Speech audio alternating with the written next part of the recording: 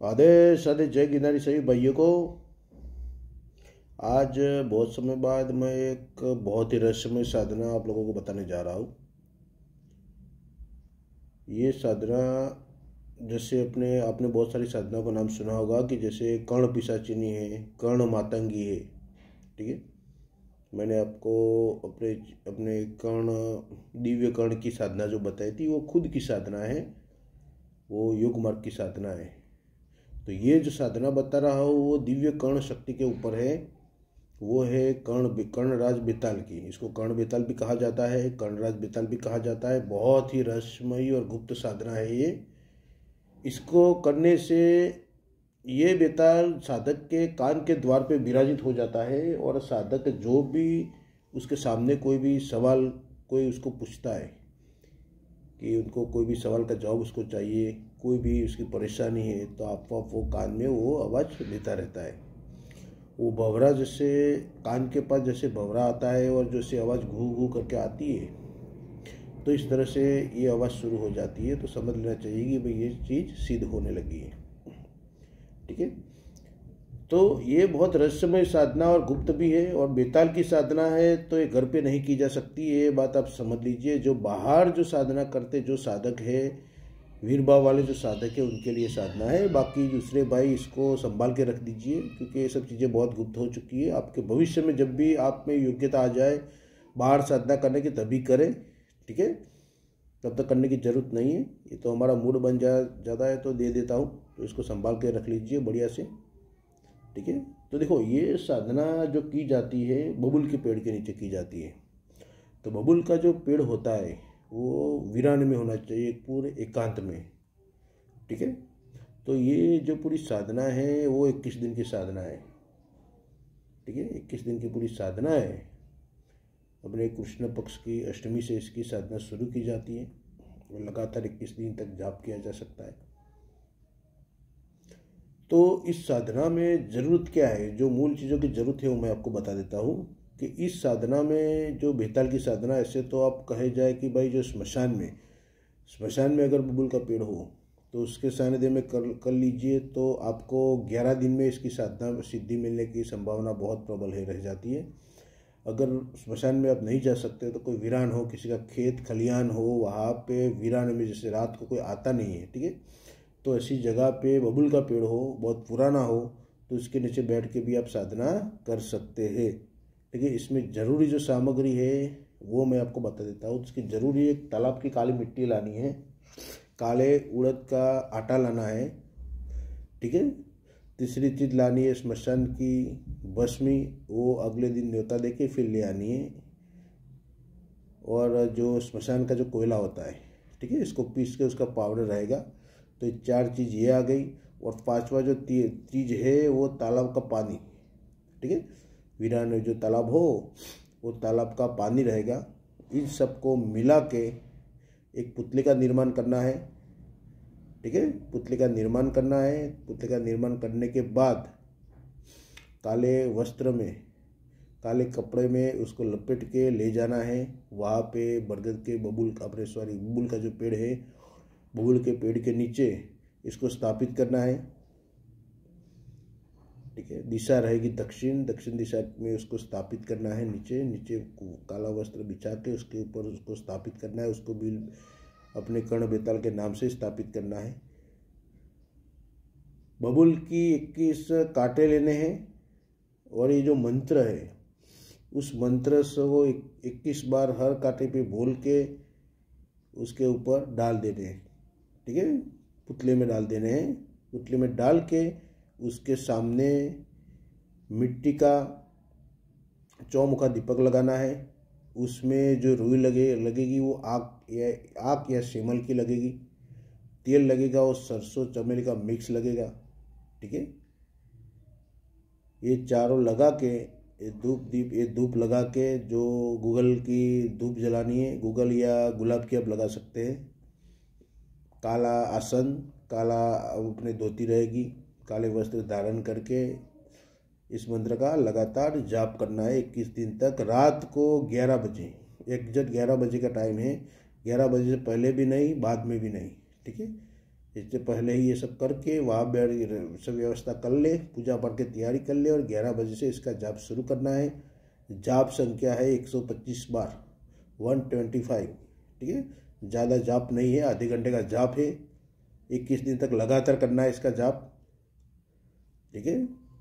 जाप खत्म हो जाए तो क्या करो कि भाई अगर ऐसा लगे कि कोई वहाँ पे उसको वो जो मूर्ति है, जो अपने जो पुतला बनाया है, उसको काले वस्त्र में लपेट के अपने वो जो बबूल का जो पेड़ है उसके ऊपर लटका दे, या तो कोई वीरान जगह पे रख दे, लेकिन इसको घर पे लेके मत आए, क्योंकि वहाँ ऐसे छोड़ के हम आ नहीं सकते। क्योंकि हम घर पे आएंगे, कोई जानवर आके उसको खंडित कर देगा तो अपनी साधना खंडित हो जाएगी। तो उस पुतले को संभाल के रखना है, ठीक है। उसके लपेट के वहाँ पे उसके ऊपर भी लटका सकते हैं, या तो कोई बाहरी कोई जगह हो वहाँ सुरक्षित उसको रख सकते हैं, ठीक है। आपको रात को 11 बजे इसका जाप करना है। जाप खत्म हो जाने के बाद 5 बतासों पे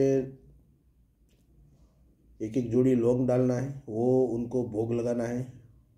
5 अंडे, अगर आप अंडे का यूज़ करते तो अंडे ले जाए, अंडे ना हो तो 5 नींबू, ठीक है। वहाँ पे डेली वो भोग लगाना है उनका।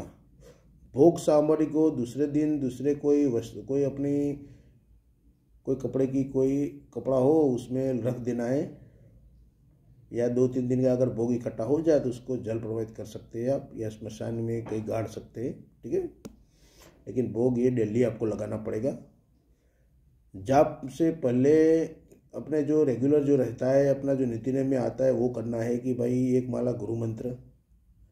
सबसे पहले आसन पे बैठ गए, आसन पे बैठ के अपना राइट हैंड आसन पे रख के आसन मंत्र बोल के ऊपर बैठ जाना है। सुरक्षा घेरा आप लगा सकते हैं, लगाना है तो लगा सकते हैं, बाकी लगाने की ज़रूरत नहीं है। शरीर किलन भी कर सकते हैं।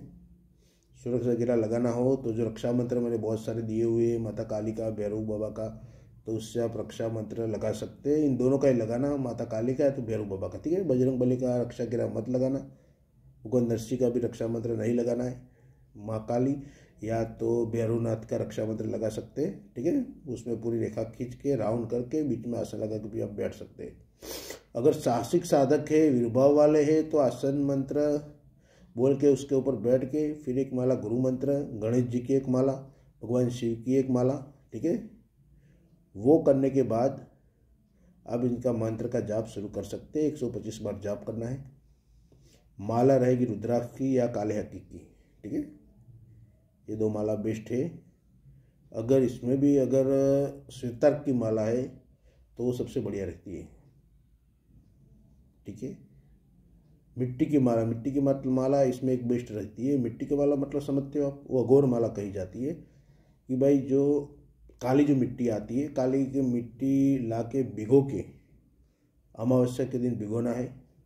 उसमें छोटे छोटे दाने बना देने, उसको अपने जैसे गोलियां बनाते इस तरह से सूख जाए, उसमें से फिर छेद करके वो माला बनाई जाती है, ठीक है। तो वो मिट्टी की माला है। वो अघोर साधनाओं में ये माला बहुत ही सर्व सिद्धिदायक है, क्योंकि उसमें पृथ्वी तत्व जुड़ा हुआ है। ये सब चीज़ें पृथ्वी तत्व से जुड़ी हुई है, तो उसमें सफलता का चांस बहुत रहता है, ठीक है। तो जो मंत्र बता रहा हूँ, मंत्र ध्यान से सुन लीजिए। विधि विधान आपने अच्छी तरह समझ लिया, ऐसा ना हो तो 1-2 बार देख लेना।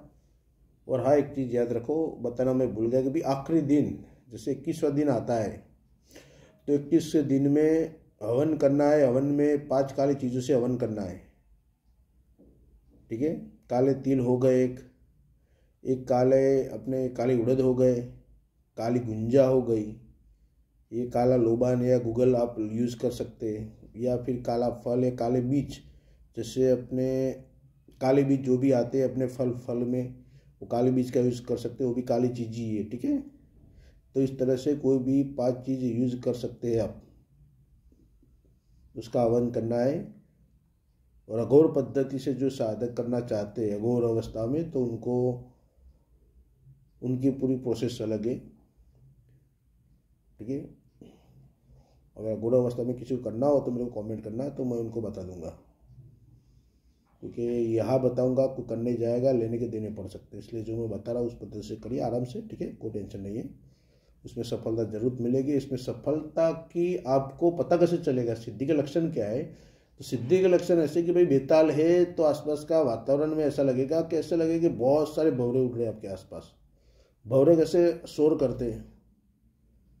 प्रेतात्माओं का भी आपको लगेगा कि भी प्रेतात्मा बहुत घूम रही है, कोई स्त्रियाँ रो रही है, बच्चे रो रहे हैं, तो उस पर किसी पे ध्यान देना नहीं है।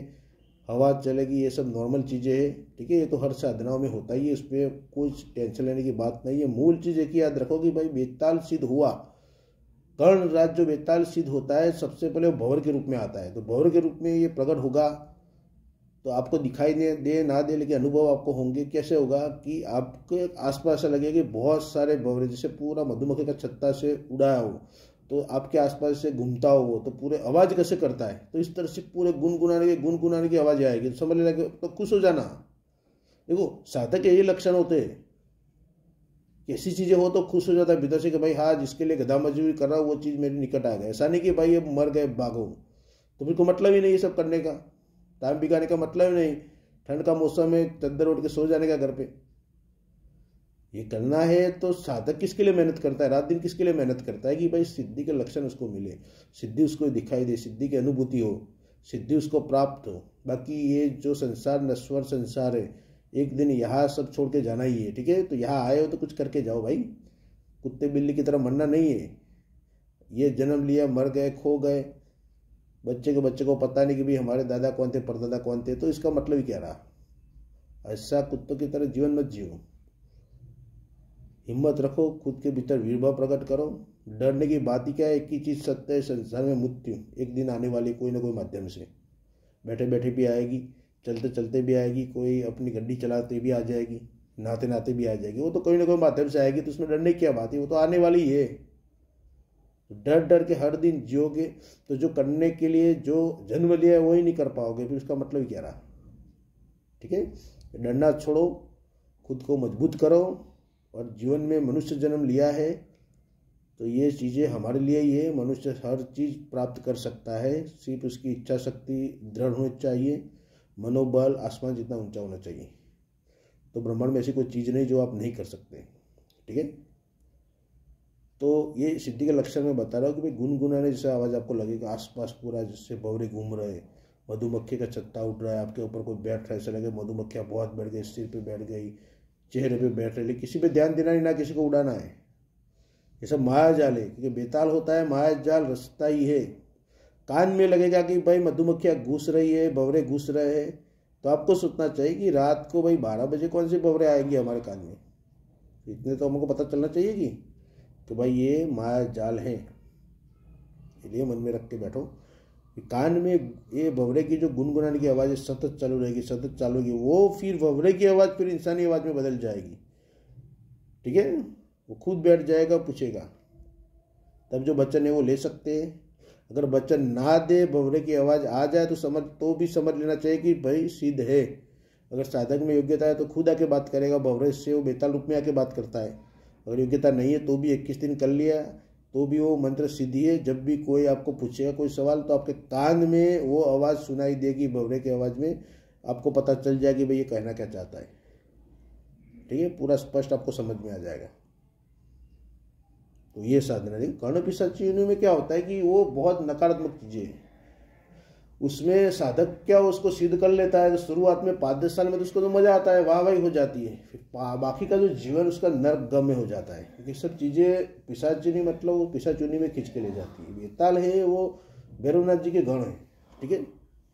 तो वो आपको कोई भटकाएगा नहीं, आपको उसके जो सिद्धि के लालच में नहीं आना है, बस आपके काम से काम रखना है, ठीक है। और अच्छा है उसको पूछो भाई, जो ज्ञान प्राप्ति का भी पूछ सकते कि ये भी महर्षि थे अपने समय में, महासाधक ही थे, तो इसकी तरह से भी आप यूज़ कर सकते हैं। वाह लूटने में भी इसका यूज़ करोगे तो इस तरह से रिजल्ट मिलेगा। खुद के ज्ञान प्राप्ति के लिए इसका आप उपयोग करोगे तो इस तरह से आपको रिजल्ट मिलेगा, आगे बढ़ने का मार्ग मिलेगा, ठीक है। ये आपके ऊपर है, आपको किस तरह से इसका उपयोग करना है। तो मंत्र बता रहा हूँ मैं, सुन लीजिए मंत्र ध्यान से सुन लीजिए। मंत्र इसको डिस्क्रिप्शन में भी लिख के डाल दूंगा, लेकिन एक बार मैं आपको बोल के बता देता हूँ। कर्णराज बेताल का मंत्र इस तरह से, ओम नमो बेताल महाबेताल कर्णराज बेताल विराजे कर्णद्वार, दूध का दूध पानी का पानी करे, सारे वेद उजागर करे, देरी लगाए तो भस्म हो जाए। देरी लगाए तो भस्म हो जाए, दुहाई भैरवनाथ की, आज्ञा गुरुनाथ की, आदेश आदेश आदेश। इस तरह से मंत्र है, पूरा छोटा फिर से सुन लीजिए। होम नमो बेताल महाबेताल कंडराज बेताल विराजे कर्ण द्वारा, दूध का दूध पानी का पानी करे, सारे वेद उजागर करे, देरी लगाए तो भस्म हो जाए, दुहाई भैरवनाथ की, आज्ञा गुरुनाथ की, आदेश आदेश आदेश। इस तरह का पूरा मंत्र 125 बार बोलना है। आखिर में हवन, हाँ एक चीज़ बताना भूल गया, आखिर में जो हवन करोगे आप, तो उसमें अगर आप सात्विक है, कोई चीज़ का यूज नहीं करते खान पान का, तो पांच प्रकार की पंचमेवा की भोग आप लगा सकते हैं, ठीक है, उनको भोग लगा सकते हैं। या अपने दूध में उबाली हुई जो इमरती या जलेबी है वो ले जा सकते हैं, वो भोग लगा सकते हैं, हलवे का भोग लगा सकते हैं, जो भी आपकी आप देना चाहते हो दे सकते हो, कोई टेंशन नहीं है, ठीक है। सात्विक तरीके से आप कोई भी चीज़ दे सकते हो, लेकिन डरना बिल्कुल नहीं, चीज़ याद रखना, डरना नहीं है, ये करना है उसको बाहर ही है, घर पे नहीं करना चाहिए। क्योंकि ये सब चीज़ें क्या होता है कि सारे बेताल को प्रेतराज भी कहा गया है, पता है ना आपको, सारे प्रेतों का समूह इसके अधीन रहता है। तो घर के आसपास आप करोगे एकांत रूम में, तो क्या होता है कि प्रेतों का बसेरा बन जाएगा, क्योंकि साले उनके स्वामी आपसे सीधे है, तो वो भी आपको वही रहेंगे आपके निवास स्थान पे, ठीक है। इसलिए इसको वीरान में ही करना चाहिए। इसलिए मैं बोलता हूँ कि जो चीज़ बाहर की उसको बाहर ही रखो, घर की चीज़ घर पे रखो, ठीक है। घर पे सिर्फ हमारे जो इष्ट देवता की साधना कर सकते हैं, हमारे जो कुल देवताओं की साधना आप कर सकते हैं, उच्च कोटि की जो भी चीज़ें हैं उनकी आप साधना कर सकते हैं, ठीक है।